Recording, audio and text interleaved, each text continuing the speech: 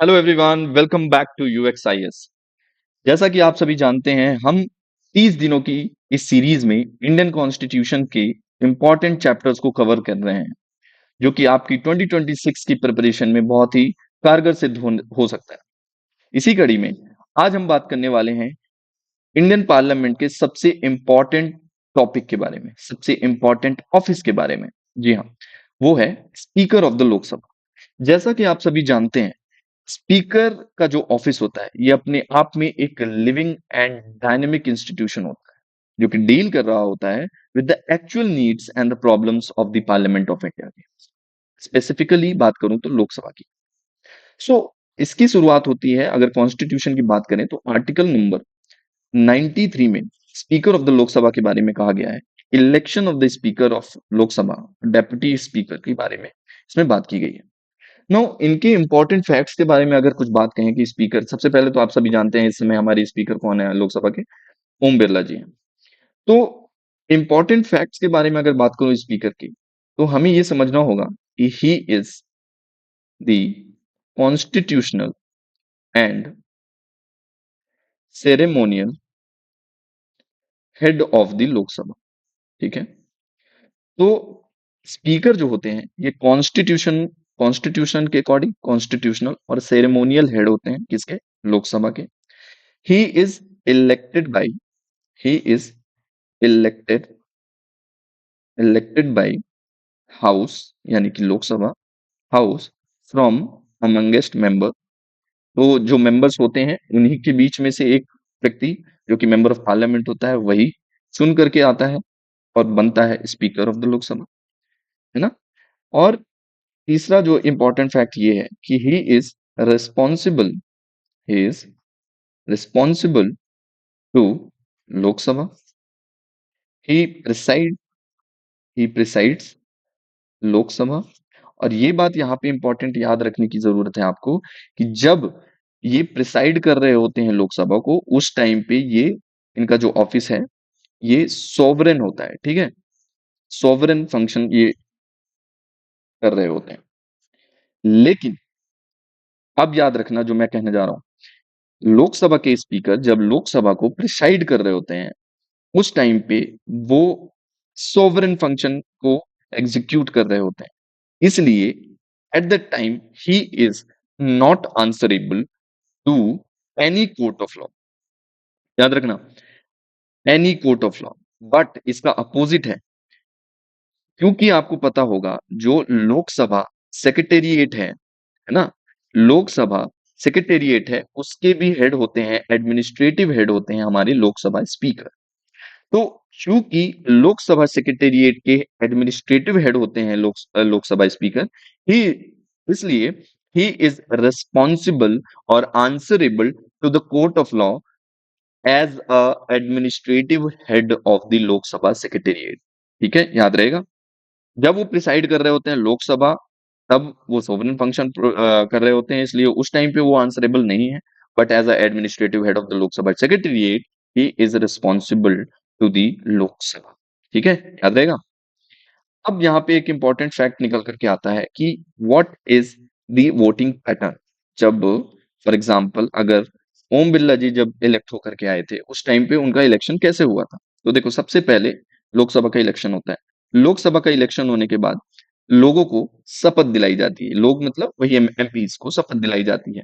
शपथ दिलाने के बाद जब फर्स्ट मीटिंग होती है, वहां पे स्पीकर ऑफ द लोकसभा का इलेक्शन किया जाता है। अब स्पीकर ऑफ द लोकसभा का इलेक्शन की जो डेट है, ये कौन डिसाइड करेगा? इसकी डेट डिसाइड की जाती है प्रेसिडेंट के द्वारा। Whenever president thinks that this is the time to elect the speaker of the Lok Sabha, at that time the date is decided and then election of the speaker of the lok sabha held। ठीक है ना। और वहां पे voting pattern ये होता है कि जो भी प्रेजेंट एंड वोटिंग प्रेजेंट होगा वहां पे उस टाइम पे प्रेजेंट एंड वोट करेगा सिंपल मेजोरिटी के साथ। सिंपल मेजोरिटी के साथ लोकसभा स्पीकर को amongst the member of the parliament from the Lok Sabha itself वहां पे इलेक्ट कर लिया जाता है। यानी कि लोकसभा स्पीकर का जब चुनाव हुआ था, उस टाइम पे ओम बिरला जी एज अ कैंडिडेट खड़े किए जाते हैं फ्रॉम द रूलिंग पार्टी, और उसमें वहाँ पे जब वोटिंग की जाती है तो सिंपल मेजॉरिटी से प्रेजेंट वोटिंग में वहाँ पे उन्हें सबसे ज़्यादा वोट मिलता है और वो वहाँ पे इलेक्ट हो जाते हैं। तो ये याद रखना वोटिंग पैटर्न सिंपल मेजॉरिटी का है, ठीक है? Simple majority. Simple majority is needed for election of the speaker of the Lok Sabha. अब बात करते हैं कन्वेंशंस की। अभी तक ये कन्वेंशन रहा है, कन्वेंशन, ठीक है? कन्वेंशन रहा है कि जो स्पीकर होंगे और जो डेप्यूटी स्पीकर होंगे, उसमें स्पीकर जो होंगे हमेशा रूलिंग पार्टी से होंगे, ठीक है? Ruling party. और जो डेप्यूटी स्पीकर हैं वो ऑपोजिशन से अभी तक एज अ नॉन रिटन, यानी कि ये कहीं लिखा नहीं है बट एज अ कन्वेंशन बना लिया गया था कि अंडरस्टैंडिंग थी अपोजिशन और रूलिंग पार्टी में कि जो रूलिंग पार्टी का होगा वो स्पीकर इलेक्ट हो जाएगा और जो अपोजिशन से होगा वो डेप्यूटी स्पीकर होगा, ठीक है? तो ये है कन्वेंशन, यहाँ पे कन्वेंशन का रोल। अब एक इंपॉर्टेंट आपको याद रखना है कि रिमूवल प्रोसेस क्या है। Like if if the member of parliament wants to remove the current speaker of the lok sabha, then क्या प्रोसेस होनी चाहिए? तो सबसे पहले आपको 14 दिन का, 14 डेज का नोटिस देना पड़ता है, ठीक है? किसको? स्पीकर ऑफ द लोकसभा को। फिर ये रेजोल्यूशन जो रिमूवल प्रोसेस वाला है वो सपोर्ट किया जाना चाहिए एटलीस्ट 50 मेंबर ऑफ पार्लियामेंट से, ठीक है? और वो कहाँ के पार्लियामेंट, कहाँ के मेंबर ऑफ पार्लियामेंट होंगे? वो लोकसभा के होंगे। यानी कि लोकसभा का जो मेंबर होगा वो 50 लोग मिलकर के अगर रेजोल्यूशन पेश करते हैं to remove the speaker of the Lok Sabha, भी स्पीकर ऑफ द लोकसभा को रिमूवल प्रोसेस स्टार्ट किया जाएगा, ठीक है? और कैसे इनका जब रिमूवल होगा तो उसमें कौन सी मेजोरिटी चाहिए? वो इफेक्टिव मेजोरिटी चाहिए, ठीक है? Effective majority is needed, effective majority is needed to remove the speaker of the Lok Sabha, ठीक है? एक चीज यहां याद रखना कि in the removal process speaker has the right and speaker can take part and speak in that process and also he can vote in the first instance itself. वो अपना पक्ष रख सकते हैं, वो वोट भी कर सकते हैं इन द फर्स्ट इंस्टांस। ये यहाँ पे इंपॉर्टेंट बात आपको याद रखनी होगी, ठीक है? तो मान लो कोई स्पीकर का पद खाली हो, जैसे कि अभी स्पीकर है ही नहीं या फिर स्पीकर रिजाइन कर देते हैं, तो पहली बात तो ये याद रखना है कि स्पीकर रिजाइन करेंगे तो रिजाइन किसको करेंगे, ठीक है? रिजाइन किसे करेंगे? ये रिजाइन करेंगे डेप्यूटी स्पीकर को, ठीक है? जैसे प्रेसिडेंट वाइस प्रेसिडेंट को देते हैं वैसे ही डेप्यूटी स्पीकर को स्पीकर अपना रेजिग्नेशन देंगे। और इन दैट केस कि अगर डेप्यूटी स्पीकर ही ना हो, फॉर एग्जांपल 2019 से अब तक डेप्यूटी स्पीकर का पद खाली है, तो डेप्यूटी स्पीकर के पद अगर खाली होने पे अगर मान लो कल को ओम बिरला जी को एज अ स्पीकर रिजाइन करना, for example just to understand, अगर उन्हें रिजाइन देना है तो क्योंकि अभी इस टाइम पे डेप्यूटी स्पीकर का पद खाली है, तो ओम बिरला जी अपना इस जो रेजिग्नेशन है वो लोकसभा के सेक्रेटरी को देंगे, ठीक है ना? लोकसभा सचिव को देंगे। क्यों? क्योंकि डेप्यूटी स्पीकर का पद खाली है। In that case Lok Sabha secretary is authorized authority to take a resignation given by the speaker of the Lok Sabha, ठीक है? अब वैकेंट सीट में क्या होता है कि प्रेसिडेंट, अगर मान लो जब ये वैकेंट है इनका सीट, तो प्रेसिडेंट अपॉइंट करते हैं किसी और मेंबर ऑफ पार्लियामेंट जो कि लोकसभा का ही होगा as a speaker of the Lok Sabha, ठीक है? तो ये सारी बात आई थिंक आपको समझ में आ गई होगी। एक इंपॉर्टेंट बात याद रखने वाली ये हो जाती है कि स्पीकर का जो ये पद होता है, speaker of Lok Sabha, he is eligible for reelection. For example Meera Kumar ji जो कि हमारे पार्लियामेंट की पहली महिला स्पीकर रही हैं, वो 2 बार लगातार इलेक्ट हो चुकी थी, ठीक है? और ओम बिरला जी भी आपको पता होगा ये दूसरा टर्म है उनका as a speaker of the Lok Sabha. तो यानी कि ऐसा कोई कैपिंग यहाँ पे भी नहीं लगाई गई है कि आप एक बार से ज्यादा स्पीकर नहीं बन सकते। So reelection is eligible for the speaker of the Lok Sabha. And एक इंपॉर्टेंट फैक्ट जहाँ पे यूपीएससी आपको फंसा सकता है, आपको समझना होगा कि जभी भी कोई नई गवर्नमेंट फॉर्म होती है, फॉर एग्जांपल अभी 2024 में जब नई गवर्नमेंट आई सेंटर, तो क्योंकि स्पीकर तो ओम बिरला जी पिछली बार भी थे, तो वो अपना पद तब तक खाली नहीं किए जब तक वो नई संसद में पहली मीटिंग नहीं हो गई। यानी कि speaker does not vacate his office till the newly elected Lok Sabha meets. याद रखना, गवर्नमेंट फॉर्म हो गई, लेकिन जब तक नई गवर्नमेंट लोकसभा में नहीं बैठेगी, यानी कि नई लोकसभा मीट नहीं होगा first after forming the government, तब तक वही स्पीकर अपने ऑफिस को होल्ड करके रखेंगे।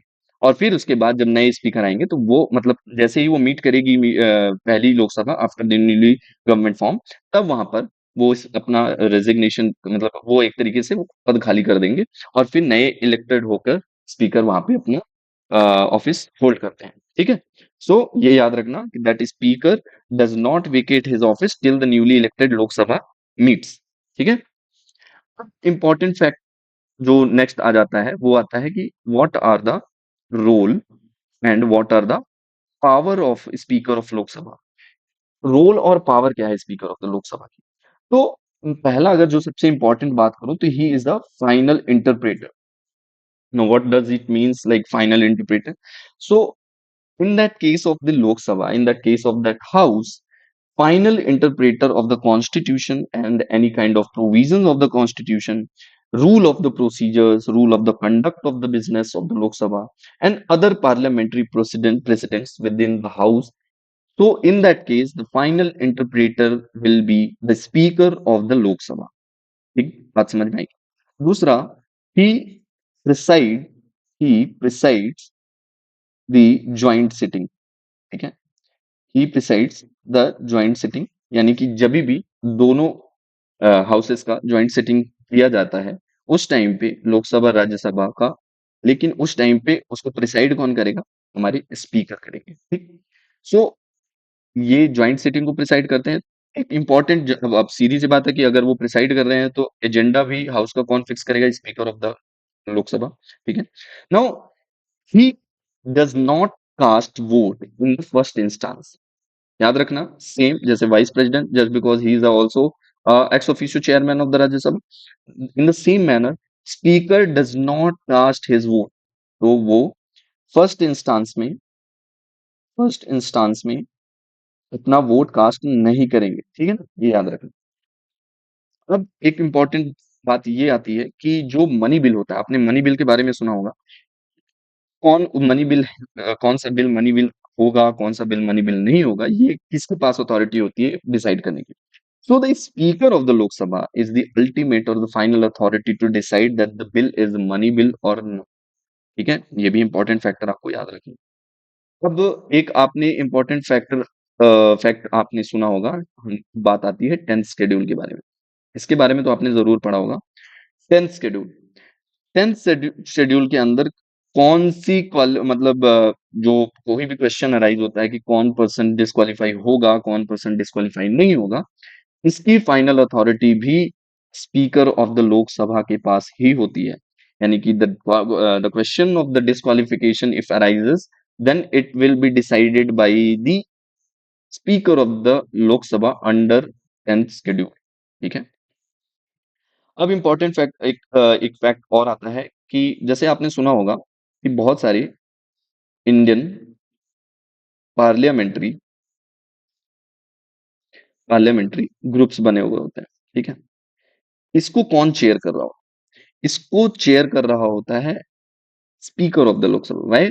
Because speaker is the ex officio. याद रखना, he is ex officio, x officio chairman of the Indian parliamentary. ठीक है, अब आपने बहुत सारी कमिटीज भी सुनी होगी कि हाउसेस में कमिटीज बनाई जाती हैं। सो वो कमिटीज ऑफ द हाउस कौन कॉन्स्टिट्यूट करता है? उसको भी हमारे स्पीकर कॉन्स्टिट्यूट करते हैं। So every committee constituted in the house constituted by the speaker of the लोक सभा। एंड एक और इम्पोर्टेंट फैक्ट ये है कि स्पीकर बहुत सारी कमेटी को हेड भी कर रहे होते हैं। जैसे for example business business advisory committee. ठीक है, एक हो जाता है आपका रूल्स कमेटी, और एक है जनरल पर्पस कमेटी। सो इस तरीके की कुछ कमेटीज हैं जिसको हेड भी कर रहे होते हैं स्पीकर ऑफ द लोकसभा। ठीक है, बात समझ में आई? नेक्स्ट क्वेश्चन अराइज होता है कि आप इंडिपेंडेंस कैसे मेंटेन करते हो स्पीकर ऑफ द लोकसभा की। इसके लिए भी कुछ कुछ प्रावधान दिए गए हैं जिससे हम समझ सकते हैं कि स्पीकर ऑफ द लोकसभा अपनी स्वायत्तता को, अपनी स्वतंत्रता को मेंटेन करके रखते हैं। जैसे कि speaker of the Lok Sabha first instance में वोट नहीं करते, no vote in first instance, ठीक है, ये एक हो गया। दूसरा अगर मैं बात कहूं तो उन्हें एग्जेम्पशन मिली हुई होती है। कहां से एग्जेम्पशन मिली होती है? अभी मैंने बताया 10th शेड्यूल, यानी कि कल को स्पीकर ऑफ द लोकसभा जो भी इलेक्ट होकर के आते हैं, फॉर एग्जांपल ओम बिरला जी, अपनी पार्टी से अगर ये रिजाइन करना चाहें कि मैं बीजेपी का मेंबर नहीं हूं, तो भी उन्हें डिस्क्वालीफाई नहीं किया जाएगा, because he has the right under exemption of the 10th schedule. ठीक है, तो ये यहाँ पे उन्हें स्वायत्त संस्था बनाने की ओर अग्रसित करता है। ठीक है, उनकी स्वतंत्रता को बरकरार रखने में एक कदम उठाता है। नेक्स्ट अगर बात करें तो स्पीकर ऑफ द लोकसभा जो है, ये हायर होते हैं, हायर ऑर्डर ऑफ प्रेसिडेंट्स। ठीक है, हायर ऑर्डर ऑफ प्रेसिडेंट्स का मतलब होता है कि इनकी जो अथॉरिटी है वो सीजेआई के बराबर है, यानी कि चीफ जस्टिस ऑफ इंडिया जो होते हैं, उनका पद जो है उसी के इक्वल में हमारे स्पीकर ऑफ द लोकसभा भी होते हैं। ठीक, एक चीज याद रखना, इनके पास सिक्योरिटी ऑफ टेन्योर है, security of tenure. Security of tenure का मतलब है कि रिमूवल प्रोसेस जब तक ना लाई जाए तब तक इनको कोई हटा नहीं सकता। तो सिक्योरिटी ऑफ टेन्योर भी इनकी इंडिपेंडेंस को मेंटेन करने में मदद करता है।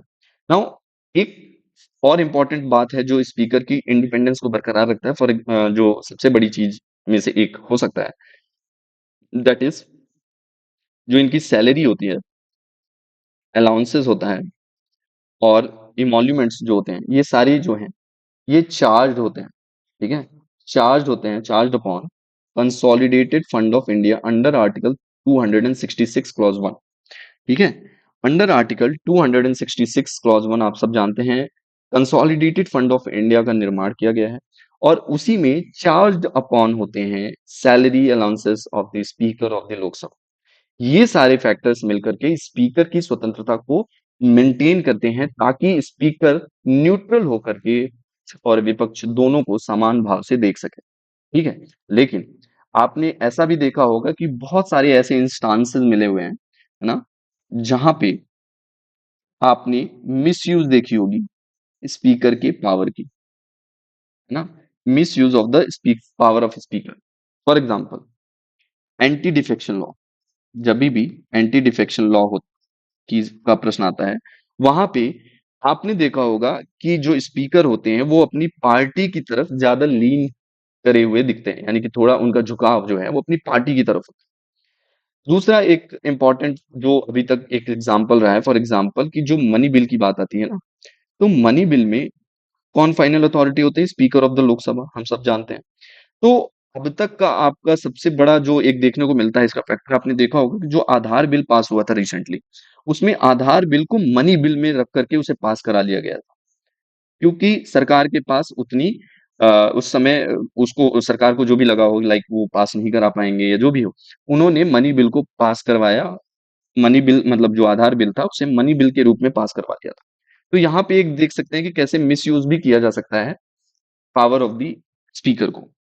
फिर एक चीज होता है breach of privilege of parliament, उसका भी कभी कभी मिसयूज करने को देखा जा सकता है। और एक इंपॉर्टेंट फैक्टर ये निकल करके आता है कि कभी कभी होता है कि ऐसे मान लो कोई अपोजिशन ने अपना मोशन पेश किया और उसको एडमिट करना ना करना, ये फाइनल अथॉरिटी ये भी स्पीकर के हाथ में होती है। तो बायसनेस दिखती है कभी कभी कि admitting in the motion of from the opposition party. तो इस तरीके के कुछ कुछ फैक्टर्स हम नोट आउट कर सकते हैं, like what are the instances could be to misuse the power of the speaker of the Lok Sabha. तो यहाँ पे हम ये चीज समझ सकते हैं। नाउ अब इससे बचने के लिए एक दो अगर कुछ उपाय आपको समझ में आ रहा हो, तो जैसे फॉर एग्जांपल हम क्या कर सकते हैं, हम जैसे कि यूके मॉडल को ही अपना कर रखे हुए हैं, तो यूके मॉडल में मनी बिल जो है वो डिसाइड सिर्फ स्पीकर नहीं करते, वहां एक कमेटी बनाई जाती है, और उस कमेटी में first speaker of the Lok Sabha भी होंगे। तो स्पीकर और वो कमेटी के मेंबर्स मिल करके डिसाइड करते हैं whether the bill is a money bill और not. So we should also follow the same kind of formula to form committee for that, so that the speaker should not alone decide the that bill is a money bill or not. And एक important chapter होना चाहिए यहाँ पे, एक important factor होना चाहिए जो आपकी मिसयूज ऑफ द पावर्स को रोक सकता है स्पीकर की, that is once a speaker always a speaker. Once a speaker always a speaker, इसका क्या मतलब होता है कि मतलब कि स्पीकर की जो पोस्ट होती है उसको रिमूवल प्रोसेस से आप छुटकारा दे दें, आप दोबारा स्पीकर मतलब कि उनकी री एलिजिबिलिटी को बंद कर दें, ताकि उनके पास कोई ऐसा ग्रीड ना हो, लालच ना हो कि हम आगे भी बने, या हमारे अगर हम ऐसा कुछ करते हैं जिससे हमारी पार्टी को नुकसान होता है तो हमें आगे वो चल करके स्पीकर नहीं बनाएगी, या कुछ भी एक बेनिफिट। तो मतलब कि एक ऐसा प्रावधान होना चाहिए कि once a speaker always a speaker, उनका रिमूवल प्रोसेस ना हो, साथ में उनकी री एलिजिबिलिटी खत्म कर देनी चाहिए, ताकि आप निष्पक्ष होकर, न्यूट्रल होकर के अपनी पोजीशन को स्टैब्लिश कर सके और उसके बारे में आप न्यूट्रल होकर के काम कर सकें अच्छे से, ठीक है। अब इनकी जो रीअपॉइंटमेंट है इसको बार कर देना चाहिए, जैसा कि मैंने कहा। और साथ में एक इंपॉर्टेंट फैक्टर ये याद रखना चाहिए कि किसी भी व्यक्ति को स्पीकर पर बैठा रहे हैं, वो हाईएस्ट इंटीग्रिटी को मेंटेन किया होना चाहिए। ऑफ कोर्स हमारे ओम बिरला साहब अपनी इंटीग्रिटी के लिए जाने जाते हैं, he is a well honest and integrity वाले इंसान हैं। इनके बारे में आप सर्च करेंगे तो आपको पता चलेगा। खैर, वो अलग चीज है। तो कहने का मतलब है कि स्पीकर ऑफ द लोकसभा को ये सारी चीजें मेंटेन करके चलनी चाहिए, और ये सब चीजें हमें नोट डाउन करके रखना होगा फॉर द प्रीलिम्स और द मेंस एग्जाम, ठीक है। अब स्पीकर का जो पद है ना, इसमें हमारे कुछ नोटेबल इंसान जो रहे हैं, नोटेबल व्यक्ति रहे हैं जो बड़े-बड़े पद में रहे हैं, उन्होंने क्या बोला? फॉर एग्जांपल जो हमारे मावलंकर जी थे, पहले स्पीकर ऑफ द लोकसभा, उन्होंने कहा था, क्या कहा था? उन्होंने कहा था कि once a person elected as a speaker of the Lok Sabha, he is expected to be above the party politics, above the party line, ठीक है? तो ये एक इंपॉर्टेंट बात याद रखनी है। दूसरा, हमारे जो प्रथम प्रधानमंत्री जी थे, यानी कि जवाहरलाल नेहरू जी, उन्होंने कहा था कि speaker is a symbol of Nations freedom and liberty. याद रहेगा? Speaker is a symbol of Nations freedom and liberty, ठीक है। तो ये हमारे प्रथम प्रधानमंत्री जवाहरलाल नेहरू जी ने कहा था कि स्पीकर जो है वो सिंबल होते हैं नेशन की, देश की फ्रीडम और लिबर्टी की, ठीक है। तो ये चीजें याद रखना। अब जो नेक्स्ट बात आती है हमारे, वो आती है डीवाई स्पीकर, यानी कि डेप्यूटी स्पीकर के बारे में। तो जैसा कि आप सभी जानते हैं, डेप्यूटी स्पीकर भी इलेक्ट होते हैं लोकसभा से, ठीक है। Deputy speaker is also elected by the Lok Sabha right after the election of the speaker of the house, ठीक है। लेकिन 2019 से 2019 से अब तक ये सीट वेकेट है ना, वेकेट है, खाली है, ठीक है। तक इसमें डेप्यूटी स्पीकर कोई भी नहीं है। अब एक चीज याद रखना, इनके जो कार्यकाल की बात करें ना, तो इनका भी कार्यकाल यूजुअली जो होता है वो 5 साल का ही होता है, उनका स्पीकर का भी होता है, इनका भी होता है। रिमूवल प्रोसेस अगेन सेम चीज है, जैसे कि 14 डेज नोटिस पीरियड देना होता है, ठीक है ना। और इफेक्टिव मेजोरिटी के साथ इनको भी आप रिमूव कर सकते हो, यानी कि मेजोरिटी प्रोसेस जो होगी वो भी इफेक्टिव मेजोरिटी होगी अगेन। एंड जो रिजाइन है, फॉर एग्जांपल जैसे प्रेसिडेंट रिजाइन करेंगे तो वाइस प्रेसिडेंट को करेंगे, वाइस प्रेसिडेंट रिजाइन करेंगे तो प्रेसिडेंट को करेंगे। इसी प्रकार स्पीकर रिजाइन करेंगे तो डेप्यूटी स्पीकर को करेंगे, और डेप्यूटी स्पीकर रिजाइन करेंगे तो वो स्पीकर को अपना जो रेजिग्नेशन है वो सौंपेंगे, ठीक है। ये याद रखना। और जो लोकसभा के एमपीज होते हैं ना, उन्हीं में से डेप्यूटी स्पीकर को भी चुना जाता है। डेप्यूटी स्पीकर जो होते हैं ये परफॉर्म करते हैं duty of the speaker when the speakers post is vacated. और फॉर एग्जांपल जब प्रिसाइड नहीं कर रहे होते स्पीकर, तो उस टाइम पे भी कौन प्रिसाइड कर रहा होता है हाउस को? डेप्यूटी स्पीकर प्रिसाइड कर रहा होता है। और ज्वाइंट सिटिंग में भी in the case of the speaker is absent, then also it will be presided by the deputy speaker of the Lok Sabha. Deputy speaker is, याद रखना, deputy speaker is not subordinate. ये इंपॉर्टेंट फैक्टर है, ये आपको याद रखना होगा। ये याद रखना है कि डेप्यूटी स्पीकर जो है, he is not a subordinate, ठीक है। यानी कि he is not a subordinate to speaker, बल्कि he is directly responsible to the house, just like the speaker is directly responsible to the house of people, that is Lok Sabha. The same way, deputy speaker is also directly responsible to the house of people, and he is not a subordinate to the speaker. ठीक है, याद रहेगा। हाँ, एक important factor यहाँ पे याद रखना है कि एक प्रोटेम स्पीकर नाम का टर्म भी आपने सुना होगा कि व्हाट इज प्रोटेम स्पीकर। हमने स्पीकर समझा, हमने डेप्यूटी स्पीकर समझा, हमने वाइस प्रेसिडेंट समझा, हमने deputy chairman of the Rajya Sabha समझा। But what is pro tem speaker? So basically pro tem speaker senior most member of parliament होते हैं, यानी कि एमपी होते हैं, और ये ओथ दिलाते हैं, ये ओथ दिलाते हैं। इसको ऐसे लिख सकते हैं कि ही एक सेकंड, ये ओथ दिलाते हैं to the appointed by president. ठीक है, ये समझ में आया। प्रेसिडेंट ऑफ इंडिया इन्हें अपॉइंट करते हैं और इनका काम होता है ओथ दिलाना to the newly elect member of parliament को। ठीक है, ये प्रिसाइड ओवर करते हैं first sitting of the newly elected Lok Sabha. जैसे कि हम फॉर एग्जांपल 2014 में जब भी 2014, 2019, 2024 जब भी नई इलेक्टेड गवर्नमेंट आई, उस टाइम पे जो फर्स्ट मीटिंग होती है ना, उस टाइम पे जो पहली सभा होती है उसमें जो प्रोटेम स्पीकर को चुना जाता है, तो वो कौन अपॉइंट करता है किसे? वो प्रेसिडेंट ऑफ इंडिया अपॉइंट करते हैं। यूजुअली ये senior most member of parliament को ही चुना जाता है, और फिर वो वहां पे न्यूली इलेक्टेड लोकसभा की जब पहली मीटिंग होती है तो वहां पे सबको ओथ दिलाते हैं, और उसके बाद ही नए स्पीकर और डेप्यूटी स्पीकर का इलेक्शन किया जाता है। Speaker and deputy speaker does not, मतलब जो होते हैं ये आते हैं आफ्टर द प्रोटेम स्पीकर, जब ये ओथ दिला चुके, ठीक है ना, ये याद रहेगा। अब यहाँ पे एक चीज याद रखने की चीज ये है कि जो स्पीकर होता है, स्पीकर एंड डेप्यूटी स्पीकर, ये याद रखना, ये आपको क्वेश्चन में फंसाया जा सकता है। स्पीकर और डेप्यूटी स्पीकर जो होते हैं, they do not take a oath as a speaker और deputy speaker, rather they takes oath as the member of parliament only by the pro tem speaker. ये याद रहेगा, ठीक है।